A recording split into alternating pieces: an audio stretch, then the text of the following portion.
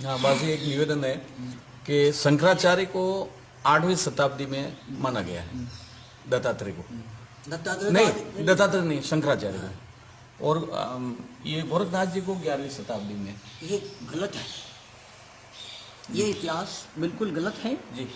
गोरक्षनाथ जी महाराज तो आदिकाल से, अब मैं बताऊं नाथ संप्रदाय का इतिहास। जी। गोरक्षनाथ जी महाराज ने भर्तृहरि जी महाराज को शिष्य बनाया था। जी।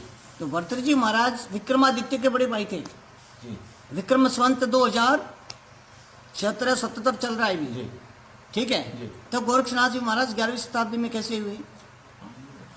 इस प्रमाण से तो वो पहले है या नहीं है? बिल्कुल। गोरक्षनाथ जी महाराज ने 11वीं शताब्दी से लगा करके 17वीं शताब्दी तक कई राजाओं को शिष्य बनाया। जी। ठीक है। लास्ट में 17वीं शताब्दी तक गोरखनाथ जी का प्रमाण है। गोरखनाथ जी ने 17वीं शताब्दी में 300 वर्ष पहले तक कई लोगों को दीक्षा दी है। जी। ठीक है। तो गोरखनाथ जी महाराज तो आदिकाल से। कपिल मुनि जी आज के हैं क्या? नहीं, वो तो आदिकाल से। राजा सगर कब हुए थे? जी, वो तो सतयुग में हुए थे। जी। तो कपिल मुनि भी गोरखनाथ जी महाराज के शिष्य हैं, जिनका कपिलानी पंथ है। नाथ संप्रदाय के 32 पंथ है। कितने? 30। जी। 30 पंथ में से 18 पंथ समाप्त हो चुके। जी। 30 पंथ में 18 पंथ भगवान शिव के थे, 12 पंथ भगवान गोरखनाथ जी के थे। ठीक है। कोई समय काल आया तो 18 पंथ में से 12 पंथ समाप्त हो गए, पीछे रह गए 6। और गोरखनाथ जी महाराज के 12 पंथ थे, उसमें से 6 पंथ खत्म हो गए, पीछे रह गए 6। ठीक है। इसके लिए 6 12 के हैं, 6 18 के हैं, 6 गोरखनाथ जी के हैं और 6 शिव जी के हैं। तो नाथ संप्रदाय की आज भी जमात चलती है। जहाँ भी धुना स्थापित होता है वहाँ 2 गद्दियाँ लगती है। जी। एक शिव की गद्दी लगती है जी। और एक गोरखनाथ जी की गद्दी लगती है। एक शिव के स्वरूप में महंत होते हैं और एक गोरखनाथ जी के स्वरूप में महंत होते हैं, जो आदिकाल से चलता आया। इसको इतिहास कभी भी जुटला नहीं सकता। भले किसी ने कुछ लिख दिया, वो खोटा है, गलत है। जी। ठीक है। परशुराम जी का पंथ है। जी। परशुराम जी कब हुए हैं? परशुराम जी भी सतयुग में ही हुए बात। ठीक है। जी। तो परशुराम जी का भी पंथ है। जी। धर्मराज का भी पंथ है। जी। गंगा का भी पंथ है। जी। तो नाथ संप्रदाय के बारे में ये कहता है कि भी गोरक्षनाथ जी महाराज 11वीं शताब्दी हुए भी, ये बिल्कुल गलत है। हम इस चीज़ को नहीं मानते। क्यों? हमारी संप्रदायों की और पंथों की व्यवस्था जो है वो आदिकाल से चली आ रही है और वो आज भी चल रही है। ठीक है। उसमें किसी प्रकार का कोई भी समाप्त होना या पुनः स्थापित करने का कोई नहीं है, प्रमाण नहीं है, कोई प्रमाण नहीं है। इसके लिए इस चीज़ को तो कोई नहीं मानता है। ठीक है। विद्वान लोग जो हैं वो मानते हैं कि गोरखनाथ जी महाराज 11वीं शताब्दी हुए, लेकिन ये गलत बात है। जी। शालिवाहन राजा कब हुए थे? शालिवाहन भी उसी समय। शालिवाहन भी बहुत पहले हुए। शालिवाहन के पुत्र थे पूर्ण, जिनका नाम है चौरंगीनाथ। तो चौरंगीनाथ भी गोरखनाथ जी महाराज के शिष्य हैं।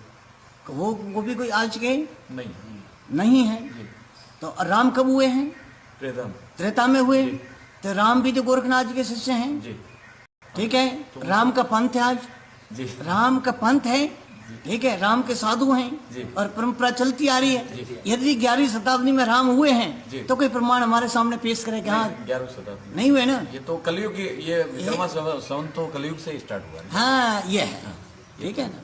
इसलिए नाथ संप्रदाय जो है वो आदि अनादि है, आदि अनादि है। हाँ, तो भगवान शिव से ही चला हुआ है। शिव जी महाराज जो हैं वो मच्छिंद्रनाथ जी के गुरु हैं और गोरक्षनाथ जी महाराज मच्छिंद्रनाथ जी के शिष्य हैं। गुरु भी वही है और शिष्य भी वही है। इसके लिए उनको बोलते हैं शिव गोरक्ष। क्या बोलते हैं? शिव गोरक्ष। शिव वही है और गोरक्ष भी वही है। इसके लिए इनका नाम का संधि है शिव और गोरक्ष। शिवावतार गुरु गोरक्षनाथ। हाँ, शिवावतार योगाचार्य गुरु गोरक्षनाथ जी महाराज। ऐसा कोई किसी शास्त्रों में नहीं है कि गोरक्षनाथ जी महाराज ने 11वीं शताब्दी में शिव जी का अवतार लिया। तो बस जैन धर्म में 24 तीर्थकर है और इस नाथ संप्रदाय में भी 24 ही नहीं। जैन धर्म का स्थापना भी तो गोरखनाथ जी ऐसा है जी। जैन संप्रदाय में जैन धर्म नहीं है जैन संप्रदाय। ठीक है। हाँ, जैन संप्रदाय के 24 तीर्थंकर है। 24 तीर्थंकरों में प्रथम तीर्थंकर आदिनाथ शिव है, जिनको आदिनाथ बोलते हैं। ठीक है। तो आदिनाथ शांतिनाथ, जी। कुंतुनाथ, जी। अजितनाथ, भागवतनाथ, केसरियानाथ, जी